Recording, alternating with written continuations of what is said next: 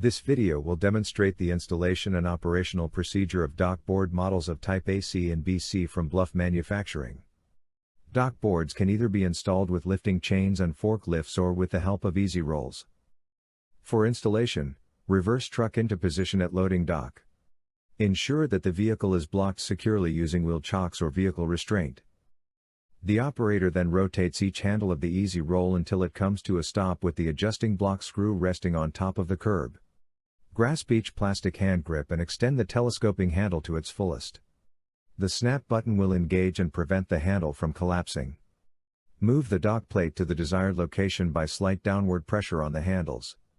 Position the dock board behind truck and lower dock plate legs into gap between dock and truck, ensuring 8 inches of lip overlap.